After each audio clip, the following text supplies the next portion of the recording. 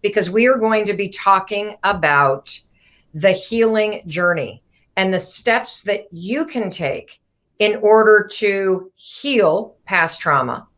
And when you heal past trauma, that you discover your true self. And I'm so thrilled to be introducing you to somebody that I have admired for a long time. For those of you that are just joining us, I want to welcome in everybody on YouTube. I want to welcome in everybody on LinkedIn, on Twitter, on Facebook, and of course, for you here on Instagram. Do me a favor and go right into the comments, and let's start off by telling us, where are you watching from, and 0 to 10, how are you feeling today? Let's get you present in the moment. I don't even know what day it is. Oh, it's April 3rd. It is Friday, April 3rd. How are you feeling? 0 to 10. Let's get you present in this moment for this conversation. I, of course, am Mel Robbins. You're watching Stay Connected, which is my live weekday broadcast on all social media platforms, where I check in with you to help you stay grounded, stay connected, and stay, what's the right word right now? Because I woke up feeling pretty shitty today. I'm still fighting that feeling of being heavy in my bones right now. I am absolutely dealing with the moral fatigue of managing everything that's going on and how much more complex decision making is right now. We talked yesterday about how just going to the store requires you to think of about 90 different things, and how many times a day you are reminded that you have lost your life that felt normal just 2 weeks ago. And so I am on the roller coaster with you. And it's one of the reasons why I love this broadcast so much and connecting with you every day, is because I think I started the day at about a 3. And by the time I was done exercising, even though I was stiff as hell and I hated every second of it, I felt like a 5. And then starting to prepare for the conversation that you and I are going to have today with the Holistic Psychologist, Dr. Nicole. I'm so excited for this. My energy and mood started to go up, up, up. And thinking about the conversation we're about to have and being here with you right now, I am now an 8. So I want to thank you for being here.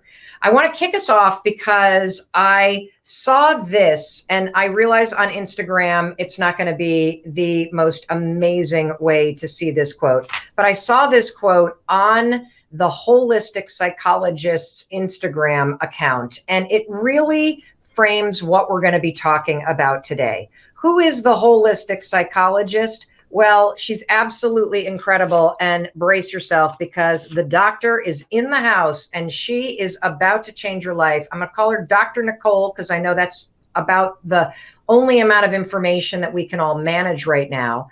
Just a year ago, she had a couple 100,000 followers on Instagram, and then she started sharing her own insights as a holistic clinical psychologist and the founder of the Mindful Healing Center, and the founder of the Future Self Journal, and the creator of the Self Healer Circle, which enrollment opens. You can check out her social media channels May 1st. She started sharing her own journey of going from a holistic psychologist who herself felt stuck to learning how to reparent herself, learning how to heal her past trauma. And she has been sharing this journey on Instagram. She has almost 2 million followers. You're about to find out why she has exploded. It's because her wisdom is so universal. It's because everything that she's going to share with us today is something that you can put to use, is something you can relate to. So again, I promised you a life-changing conversation. I promised you better buckle up and get that pen and paper out. And this is the quote. I'm going to read it. In times of uncertainty and chaos, we will respond with how we've been conditioned to respond, through the way our own parents responded. I'm going to say that again. In times of uncertainty, because you're feeling uncertain right now. This is a collective moment of uncertainty and chaos. We will respond with how we've been conditioned to respond, through the way our own parents responded. So how many of you are finding that you're critical when you don't want to be, that you're judgmental when you don't want to be, that you're a little more argumental, that you're denying your own reality? That's when you, instead of allowing yourself to feel sad, you say, oh, well, I've got a roof over my head. You invalidate your own feelings. Believe it or not, your response to what's going on is conditioned. And today, Dr. Nicole, the holistic psychologist, is going to offer us all a different choice, a conscious choice.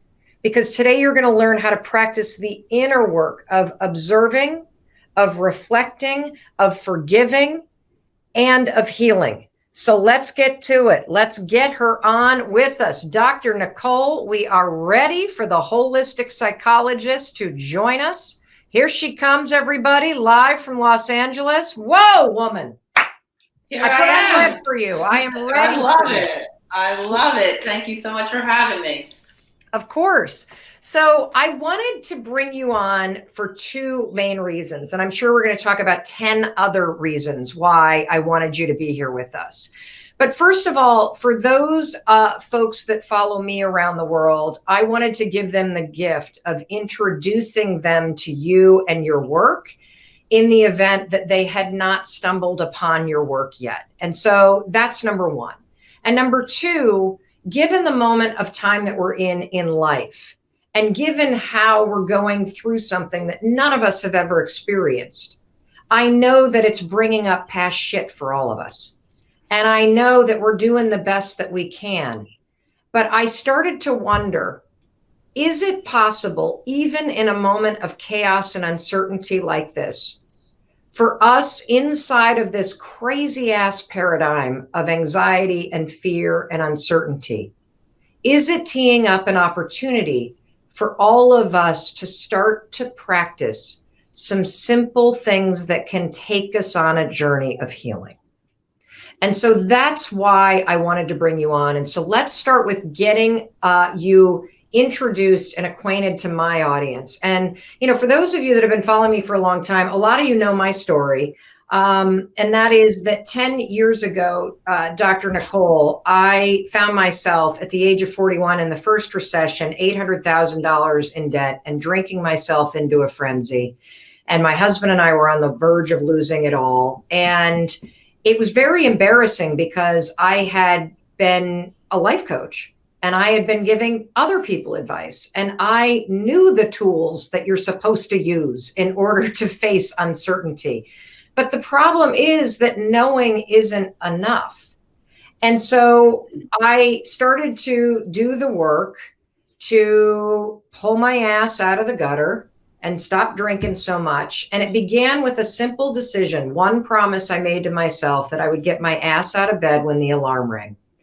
And it was 10 years ago, facing a crisis in my own life and having crushing anxiety, that I invented the 5-second rule, which you count backwards, 5, 4, 3, 2, 1. It interrupts all the negative loops in your mind. It pulls you into conscious decision making, and it gives you a moment of consciousness where you can choose what you're going to do next.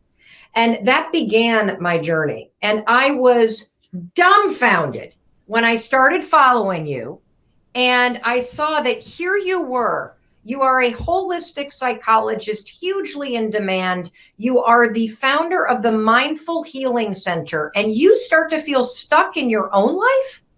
What was going on? Yeah, absolutely. Absolutely. I mean, stuck, Mel, I can't tell you the amount of times I heard people, clients of mine, say that word to me. I don't know if I would have identified with the feeling of it, because there was a big part of me that, similar to, I think, you, knew the things. Consciously, I knew the things that I should do. I felt like I had some version of self-awareness about myself, you know, the issues I was having, but I couldn't activate past that. And you and I think, crossed paths. I learned of that kind of 5, 4, 3, 2, 1. I loved it because there's a reason why we're stuck. There's a reason why I heard that word so often. So just background on me as a human. I'm someone who's had anxiety my whole life. I don't remember a time of my life that anxiety was not in my picture. My family had anxiety. I saw it in my mom. I saw it in my sister. decade ago, we were under the assumption that these sort of things were genetically predetermined. So right. I wore my anxiety, and I thought that I was going to be wearing it my whole life, because why wouldn't I? My whole family has it. I have it. This is my story. So I, similar to a lot of us, went to management mode. How am I going to manage my anxiety? So what I did is I did a whole hell of a lot of therapy. I took medication. I found mindfulness. I started to do the things. However, I still became stuck. So everything culminated years into my practice, starting to observe these patterns. I would have incredibly insightful sessions, don't get me wrong, with my clients. We would come to all of these awarenesses, tie in all of these patterns, come up with a game plan for how we're going to break this habit next. And then next week, it would be that same conversation. Oh, well, that fight happened with my boyfriend, and I yelled and screamed, and now we're going to divorce, whatever, right? So same thing. At the same time, Mel, I started to really become, talk about stuck. I started, my symptoms, my physical symptoms, my emotional symptoms really started to come to a head. So what were they? Just so people can understand, because here's what I want everybody to take from this conversation. Dr. Nicole is going to give you the biggest aha moment of your life. And here's why. You follow me and you follow Dr. Nicole, so you're somebody who is interested in growing and changing and becoming a better person. And you learn all these tools, or you watch this live stream, and then you go back in your life and you do the exact same shit over and over. And then you start to make yourself wrong. And you're like, fuck, what is wrong with me? Yeah. And so what were the things that you were feeling or doing that made your life come to a head? Yeah, absolutely. So anxiety was my undercurrent. That was my baseline feeling, meaning I was always a little bit on edge. I have, as a lot of us do, that endless stream of worry. Mine are more future-based. Some of us like to revisit our past and come up with things to worry about or shame ourselves about. I love to fear what's coming next. So that was my undercurrent, meaning I didn't know life outside of that. I had that underlying buzz of anxiety. I started to get panic attacks. So those of you who have had those know how nightmarish they can be. They feel like a heart attack. They feel like my heart is racing. I'm sweating, maybe. I actually think something is physically wrong with me. In terms of cognitively, I just felt tired, dull all of the time.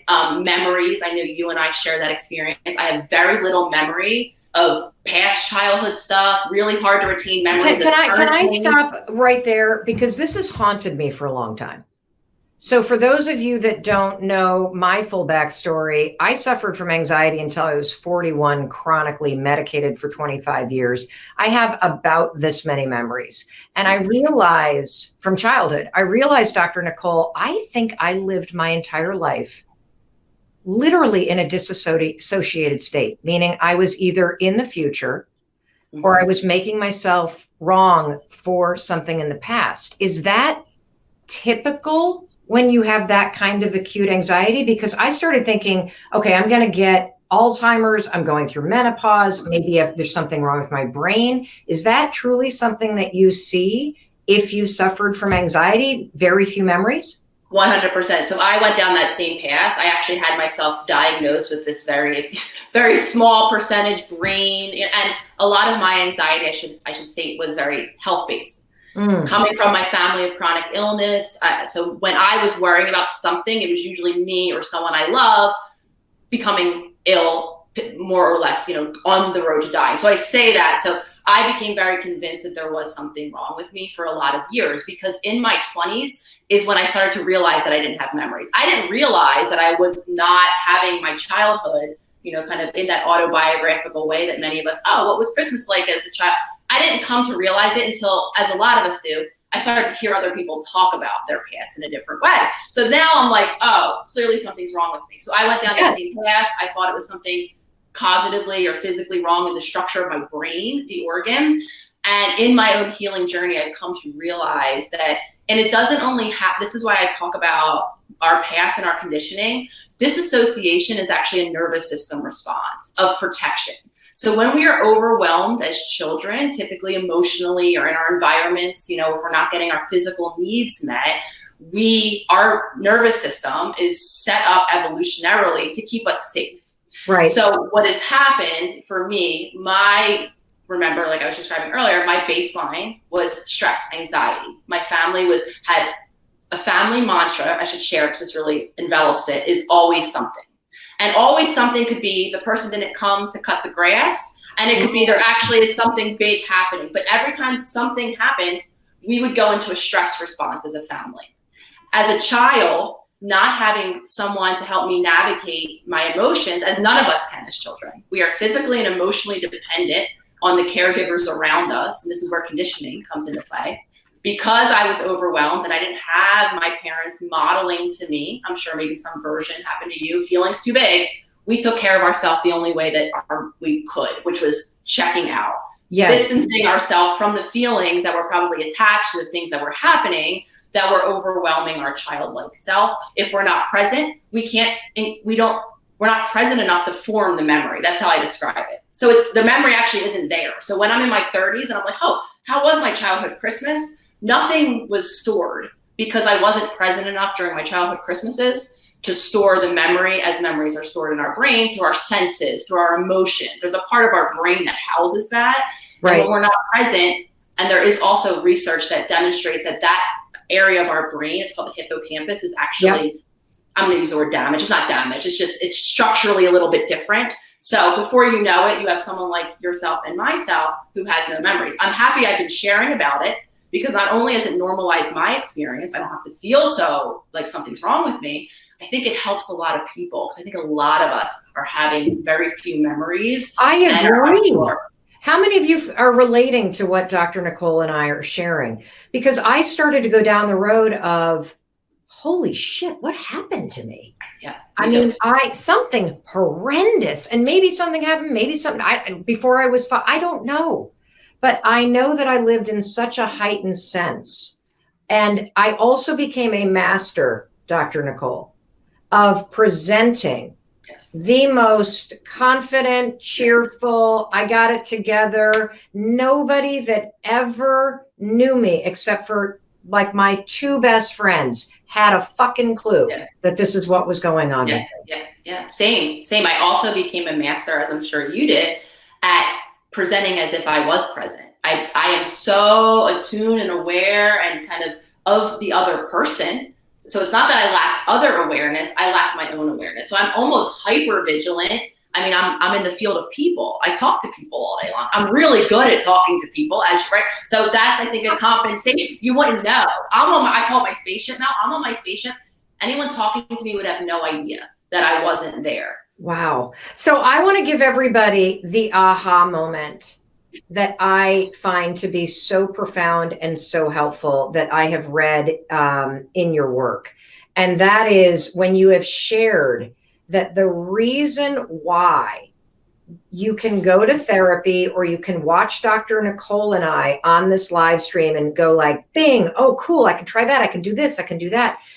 The reason why it's so hard to implement behavior change has to do with the part of the brain that you're using when you are watching a video like this or reading a book that's a self-help book or listening to a podcast or you're in a therapy session where you're calm and you're present and you're intellectual versus what's going to happen when you walk into the kitchen and you see that everybody in your family has made lunch and made nothing for you and left a mess for you to clean up, and you lose your fucking mind, even though you promised you were going to practice self-healing. Yeah. Can you explain to everybody the 2 different modes of the brain, the one you use to learn shit and the one you're actually dealing with when it comes to changing conditioning and trauma patterns and all the shit that we all have, regardless of what we've experienced in life? Yeah. So the reason why we're stuck is housed in a part of our brain called the subconscious. I talk about it so often now because this might sound really surprising to a lot of listeners, but in my 7-8 year program that I was in, and in the additional training that I did in psychology, I knew that the subconscious existed, but never once was this really explored and talked about and understood as going to be something that in the clinical room we're working with.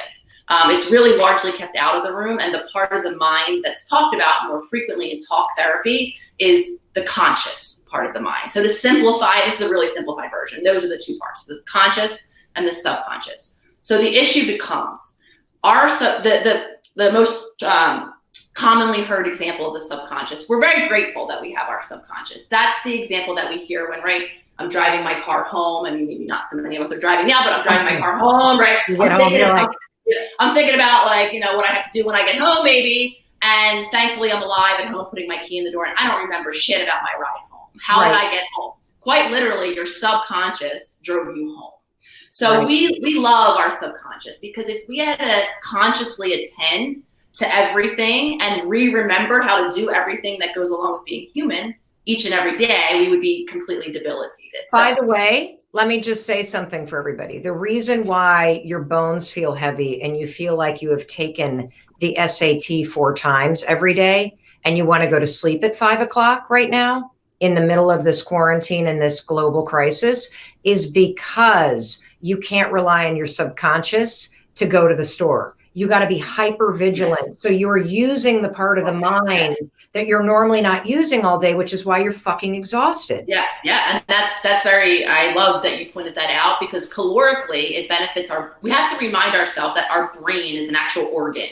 It lives in a physiological body. Hormones affect it, our imbalance is affected. So it is an entity, and it needs calories to run. And that's the reality of it too. Our brain prefers to run on subconscious autopilot, we like to call it, because it takes less calories. So the issue becomes, though, our subconscious, when we're born, remember, we're born physically and emotionally and spiritually, if you will, dependent on these caregivers. We quite literally cannot care for ourselves. That's the way humans are born. When we're born, our brains are actually shifting their brainwave patterns. So to really simplify it, for the first several years of our life, our brains are in a sponge mode. They're in theta wave state, it's called, which essentially just means that we're taking the world in. This might sound silly, but this is what we're doing. And we're learning how to human, right? We're learning how to be about the world, what these bodies do, how to take care of them. We have feelings. That's really complicated for humans. We're learning about our emotional, our energetic world. If you're a believer that we have a spiritual or soul-based entity, as I do, right, we're learning about all this. So we're taking it in. We're wide-eyed. That's why babies look wide-eyed. And we're coming up with, I call them programs, because I think the computer analogy is the best analogy, right? Beliefs, the programs are everything. Mel, from our habits, we are very habitual as humans, right? The things we do, a lot of times we do the same things we were modeled or taught to do by those around us. This involves self-care. How do we care for our physical bodies? We're very habitual in our beliefs about ourselves, about others, about the world. We're habitual in the feelings. We tend to gravitate around certain feeling states. Mine was stress. Mine was anxiety, right? We then even become habitual with how we cope with our feelings. We tend to do the same things. I kick and scream. You and I, we dissociate, we check out. So all of these habits, I call it our habit self, is stored in our subconscious. So why am I telling you this? All of this is formed at a time where we had no conscious control. The conscious part of our brain wasn't formed. That develops after, right? So we have all of these programs from all of this early time that are running, 95% of the day are running our habit life. We become an adult. I find a great life coach. I find some great therapists. I'm talking in these sessions from my conscious mind, from the mind that can analyze and view. I'm typically, maybe some sessions I'm emotionally activated, a lot I'm not. I'm maybe calm, I'm in baseline, right? Everything looks clearer. Those were those great conversations. Flash forward to during the week. During the week, I'm likely back in habit self. I'm emotionally reactive. Maybe my nervous system is dysregulated. That's a lot of what's happening now. We have a collective that's living a very real traumatic experience. So a lot of our nervous systems are becoming dysregulated. And in those moments, our conscious mind, literally, think about it like this, goes offline. Right. And we live those same reactions. And then we feel shameful that we kicked and screamed and yelled or dissociated again 3 days later because we know better. And now we have this spiral of stuff that happens. You just explained decades of my life where I would say, and how many of you can relate to this? You know this thing you want to change about yourself. You do all this work to figure out what to do. And then you get into that exact same situation that you hoped and prayed and are just so committed to changing. And then you do the exact same damn thing. And so the piece that's really important that I want to unpack to make sure you get it and that it lands, because I think it will help with this shame spiral. Like, why can't I stop cheating? Why can't I put down the drink? Why do I keep screaming at my kids? Why do I keep letting the panic attacks come and I can't get the deep breathing thing? It's because when you talk to Dr. Nicole, and a lot of you are asking, who the hell, how do I find her? The Holistic Psychologist is her Instagram handle. Just get there and follow her. If you are thinking or talking about what you need to do, what part of the brain are you using, Dr. Nicole? The conscious part of the brain. The conscious part of your brain. But then you go out into your life and you are subject, literally, to all of the conditioning.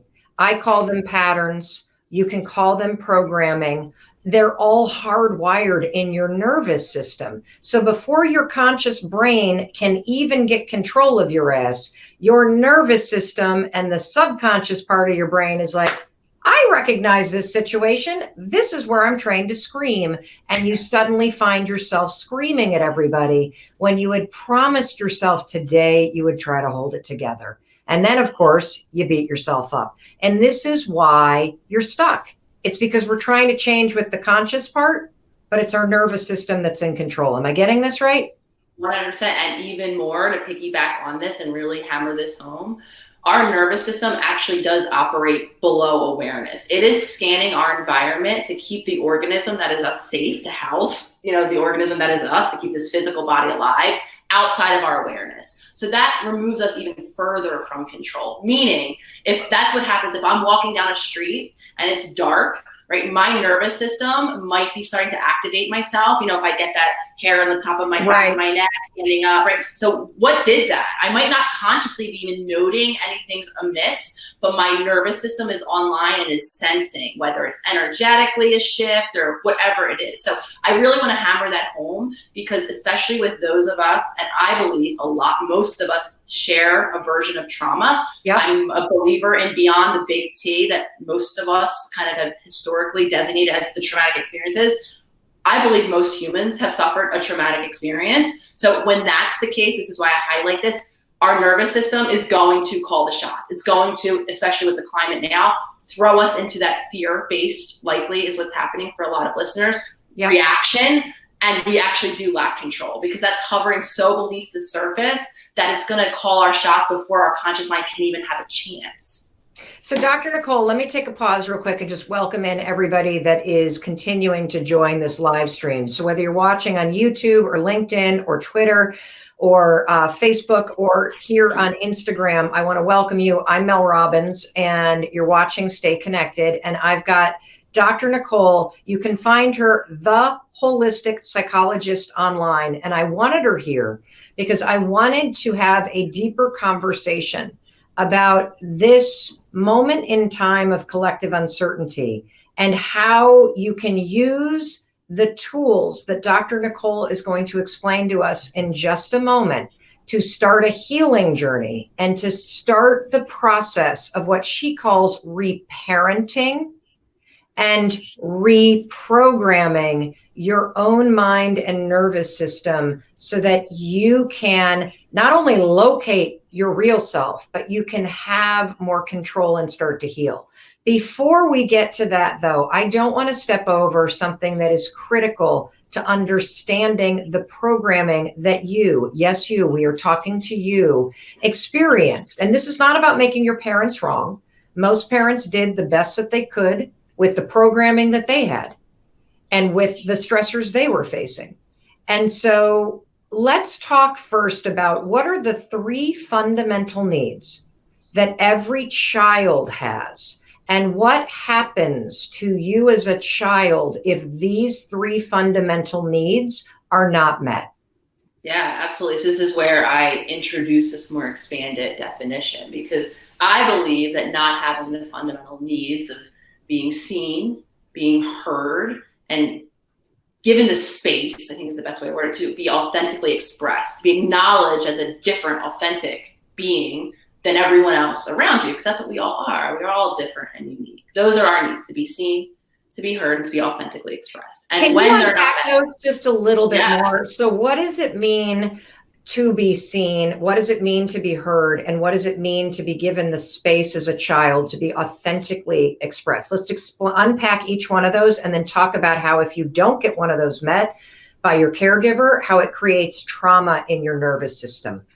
Yeah, absolutely. So again, we are, as I see it, we have physical bodies, we have emotional bodies, and we have spiritual bodies. And we come into this world, in a uniqueness. We are born, however, most of us into some family system. Some of us, maybe it's with one caregiver, with other of us have bigger, larger extended families. We're clearly born into societies and relationships. Humans are an interpersonal species, meaning we have relationships with others. It's how we become successful as a species. So when we come, right, remembering that we are being modeled how to be in the world of being human, one of the things that we're also being modeled is ourselves, right? We don't know anything about this body that we're in. I don't know how to make sense of what this experience of life is, right? So we need help, and we look to our caregivers for that help. And to speak to your point, this isn't about right or wrong or good or bad in terms of parenting. This is how intergenerational patterns are transmitted, because we cannot teach or we cannot model, and that's how children learn. We learn by modeling.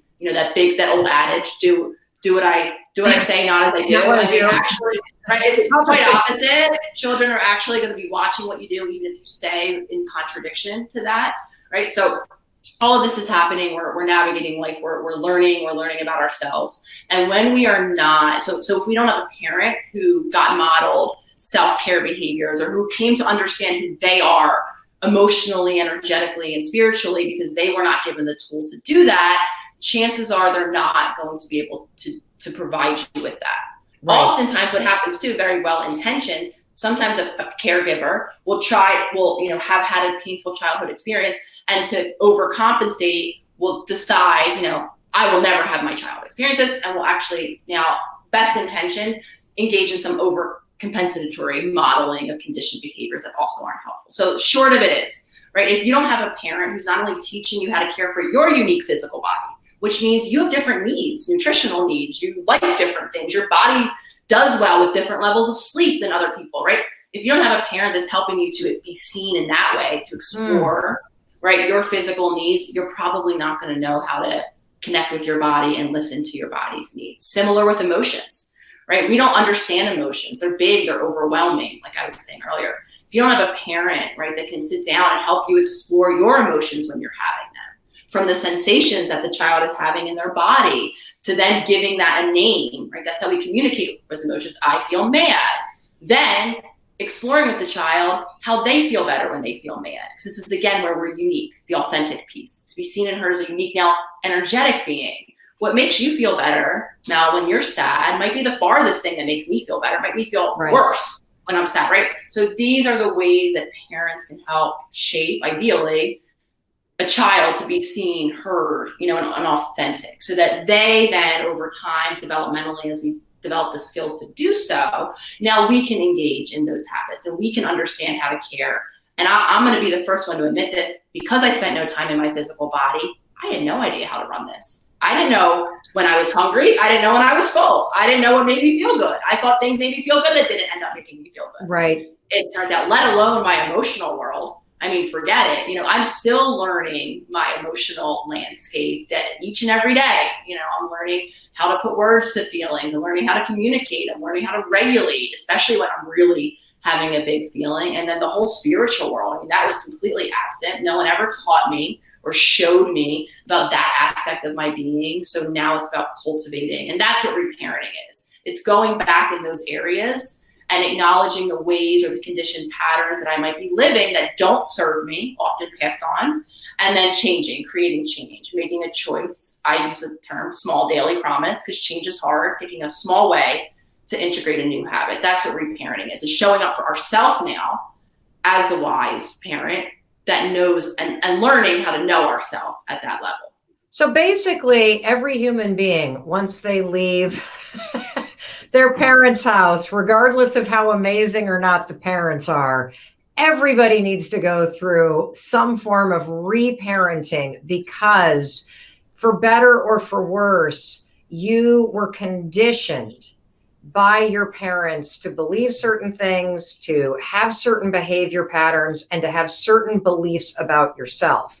And if you weren't seen, if you weren't heard, if you weren't given the space to be truly yourself, and even worse, if those things were denied to you out of abuse or abandonment, that is trauma, correct? Absolutely. And even more so, sometimes oftentimes our denial, I talk about denial of reality, isn't even in instances of abuse or neglect or abandonment. For instance, for me, there was such a culture just of general denial in my family where we all had these agreed upon narratives of the family, and any narrative outside of there was just not spoken about. There was no room for it. So that's even a version of denial. So if I show up and I have a different experience of this event and I go to talk about it in my family, if I'm a child or whoever, right? Sometimes you'll hear, oh, that's not what happened. Or this is actually, right? That's another version of this denial of reality. The more that happens, the more I doubt myself and my reality, because my intuition is pinging, and a lot of children, they'll present this, oh, daddy's upset. No, he's not. Well, the child is having an energetic experience of daddy, and daddy might be upset to that child. And when that's denied, the more it happens, now you could have an adult that's like myself, that when they register, something happening, their voice now overrides it. Oh, that's not what's happening. Well, Dr. Nicole, and for those of you, again, who are just joining us, I'm Mel Robbins. This is Dr. Nicole. You can find her at the Holistic Psychologist online. And we're talking about basically going on a healing journey. And we're talking about how past programming as you're raised gets stored in your nervous system. And that starts to dictate how you respond to just about anything with your unconscious mind, and how all of us, in order to reclaim ourselves, in order to stop betraying ourselves, in order to live a life that is aligned with our truth and our values and our hopes and dreams, there is a major amount of work you got to do with the patterns of behavior and beliefs that you have that are somebody else's.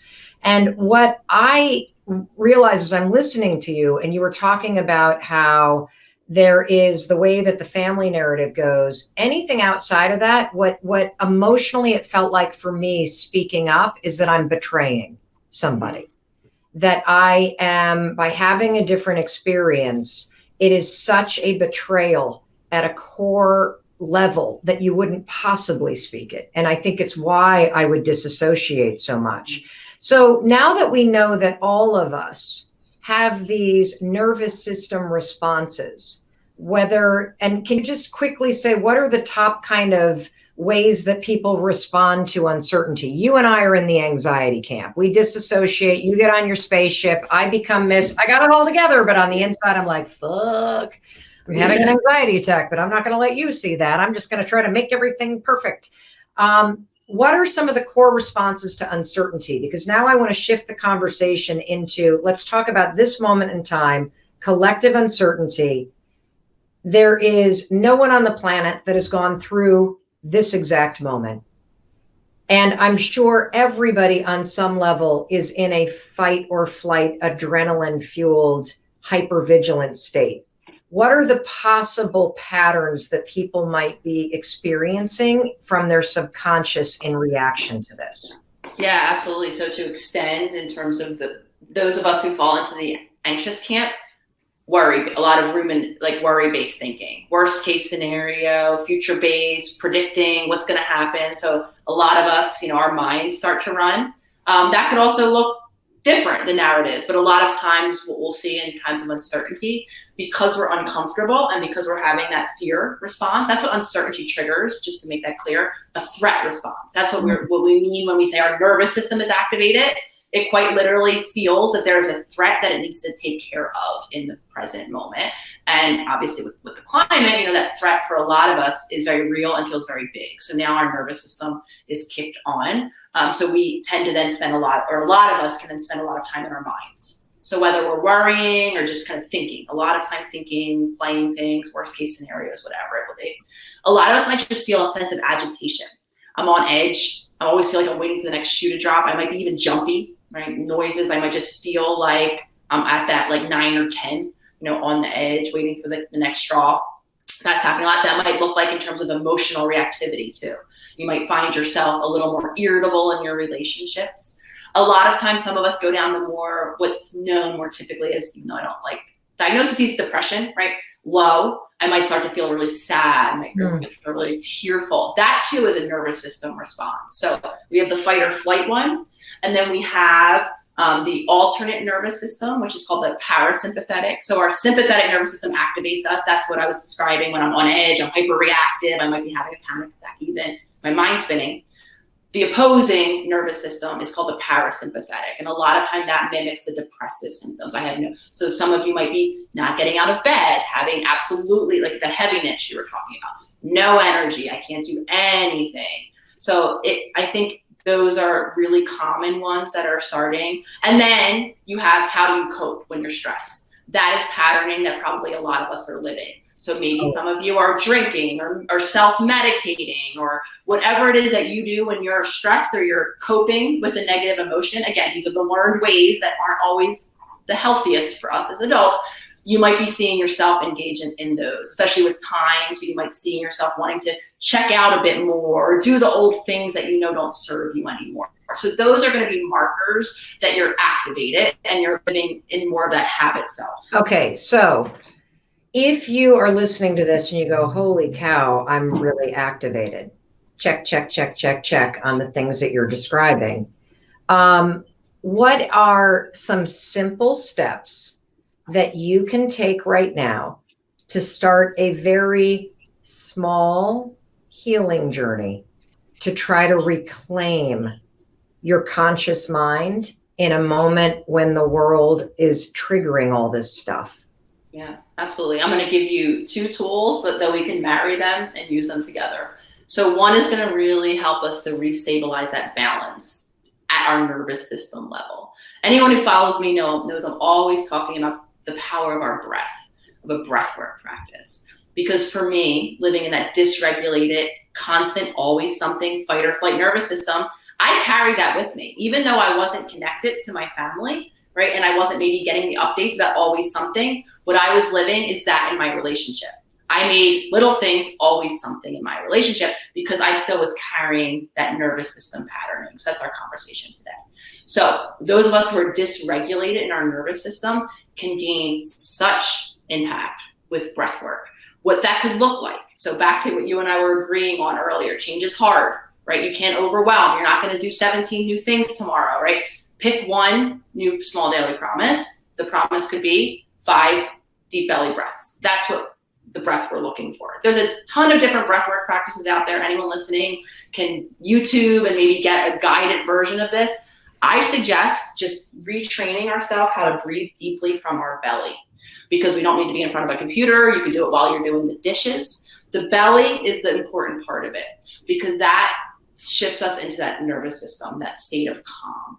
So what that could look like is 5 deep belly breaths. It might feel weird for me. It felt very weird for me to breathe into my belly. I was so used to being a shallow chest-based breather for so long. My posture actually mimics my always something stress. I actually look like I'm carrying the weight. Okay, so I'm gonna sit back now. So I say this now because I actually had to start to practice my deep belly breathing laying down. So can you just walk us through this? Because I know when people are overwhelmed, and for everybody that keeps asking, absolutely.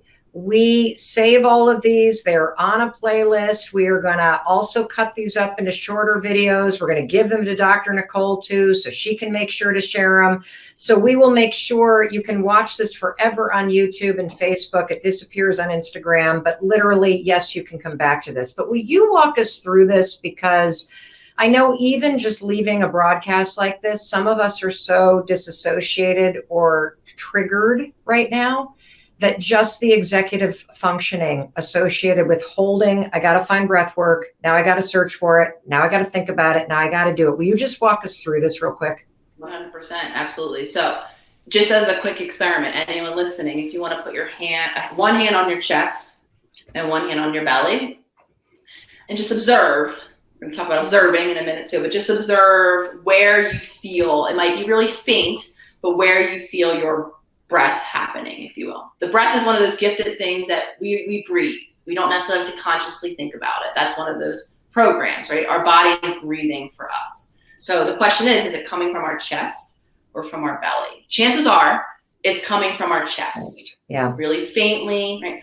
Most of us, when we're born, if you ever observe an infant, you can see their bellies are breathing. We're actually born as a belly breather, but over time, most of us humans have evolved out of that into that more. Maybe that's really symbolic of the more stressful lives that we're living as we age, but that's the conversation. Either way, we come up.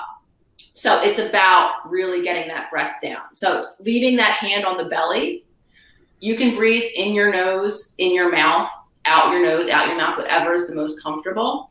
We just want to make sure that when we're breathing in, we're inflating our belly out. I'll do it in 1 second, right? We can just hold it for a second and then elongate just slightly longer than that in breath. So it looks like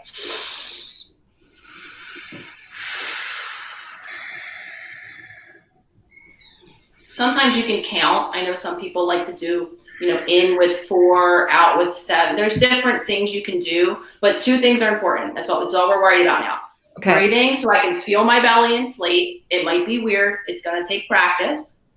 And then a nice long out breath. That's going to be what helps us shift into that calm place, into that more balanced nervous system. So if we're having that activation, this tool will go a very, very long way. So make a promise to yourself to find somewhere in your day where you pop that hand and you just give yourself 5 of those deep, tune into how you feel of those deep calming breaths. Gotcha. Fabulous. And what I noticed is when I put my hand on my stomach, I don't know how many of you noticed this, when I took that first deep breath, I actually sucked my stomach in.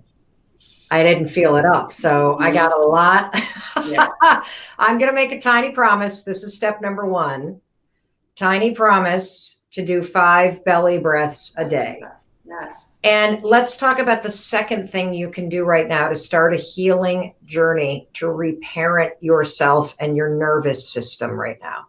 Yeah, absolutely. So what I was saying earlier about observing, we all need to create a habit of getting out of that autopilot, of living life from that conscious part of our mind. That's what's going to give you the choice in those moments of reactivity.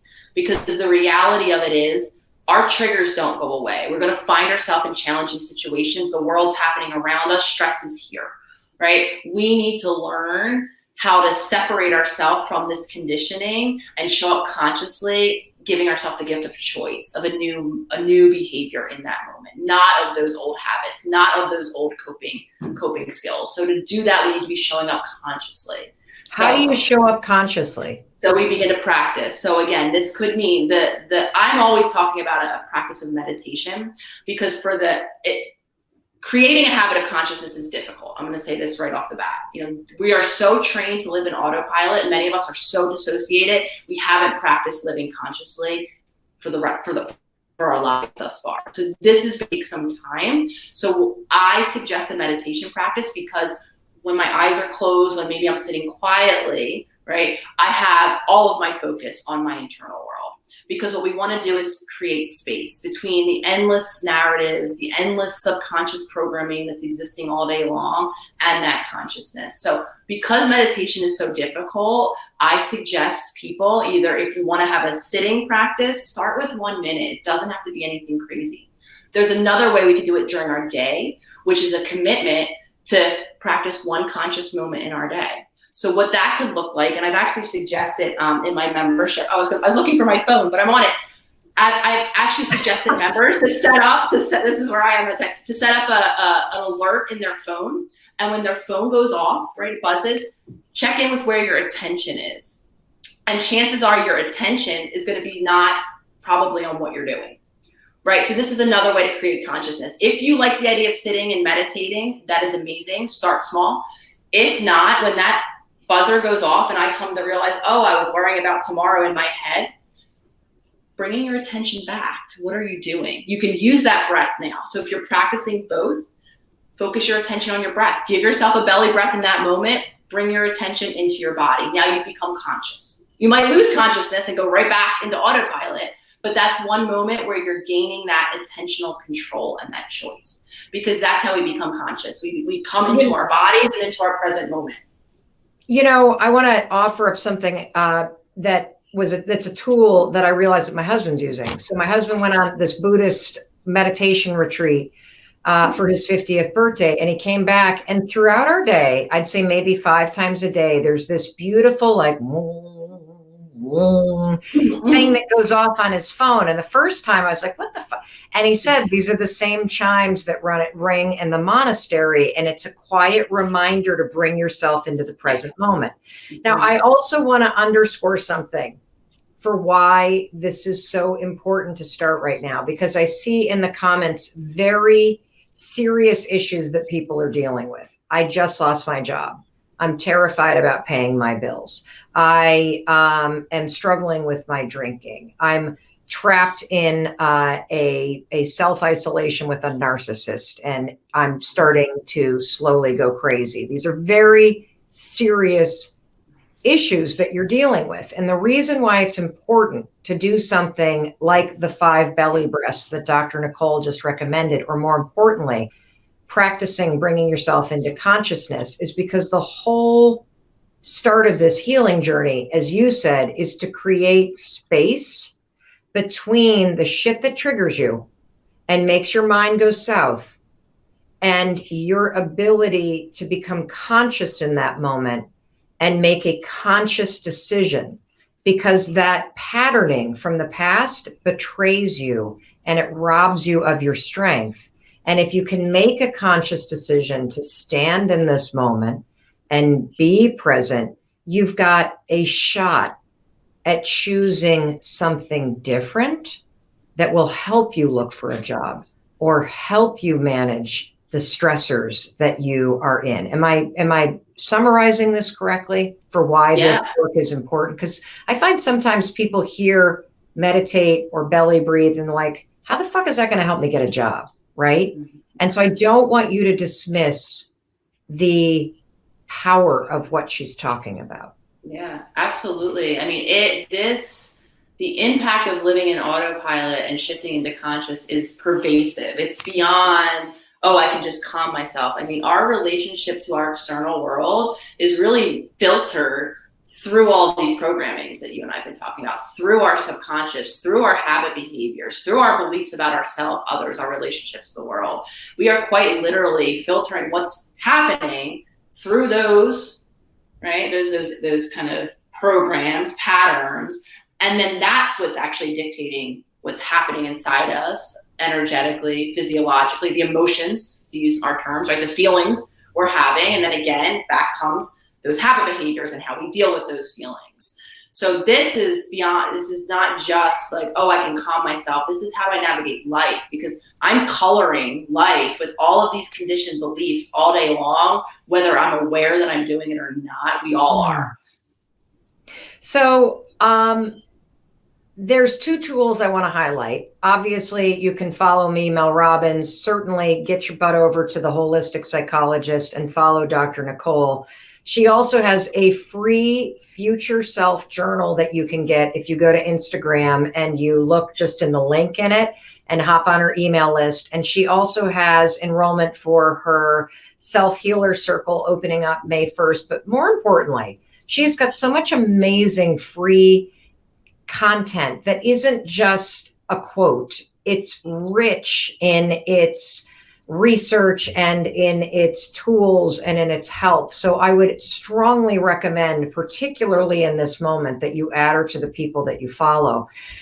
Given the moment of time that we're in, is there anything else that you want to say to the person that's watching at home about how to best support themselves as we move through this moment of uncertainty and crisis together? Yeah, absolutely. I mean, reconnecting. I think this offers us in our conversation today, what this offers us all is an opportunity to begin to make new promises to reconnect with ourselves, right? And I think what I want to urge everyone, so just bringing this all full circle, right? Here I was, someone who was debilitated with anxiety, health-based nonetheless, always something, living I mean, this for me might as well be my worst nightmare, what's happening in just the global crisis, right? I have elderly parents. I mean, talk about health concerns, right? Health, anxiety, talk about always something. There actually is always something, right? So I could really be at the epicenter of dealing and coping in that old way. And I share this with you because there's so much change and empowerment when we meet ourselves. So for anyone listening and who anyone is feeling shameful or who just isn't feeling fulfilled or just doesn't have the life that they think that they want, maybe they don't even know if they deserve it, it's not, the reason that we're stuck is not who you are. We've come to own all of these conditioned patterns for too long.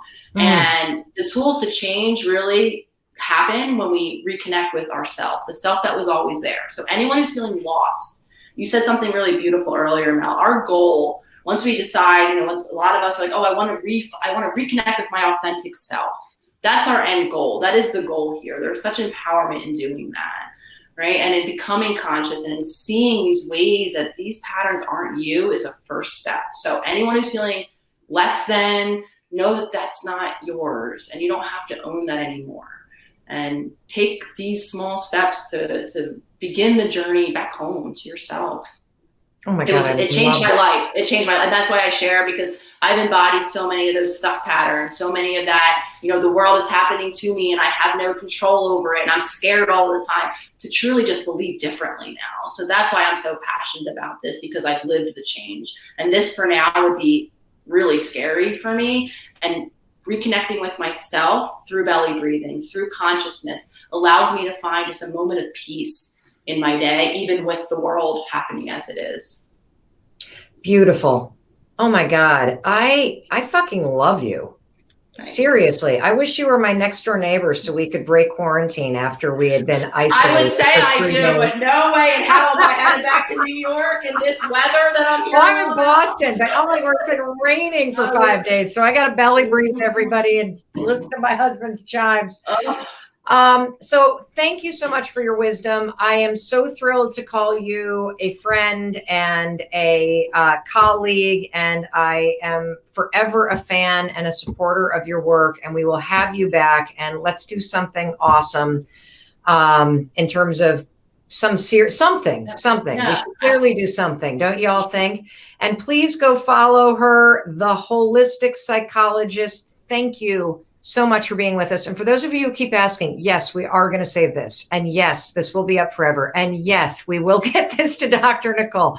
And yes, we will see you on Monday, and we'll see you on social media. And please, please, please, if nobody else tells you, let Dr. Nicole and I tell you, we love you and we believe in your ability to start the reparenting process and truly find your true self. It's going to be an amazing healing journey, and we'll be there to support you every step of the way. All right, everybody. Thank you. We'll see you later. Thank you, everyone. Thank you, Mel.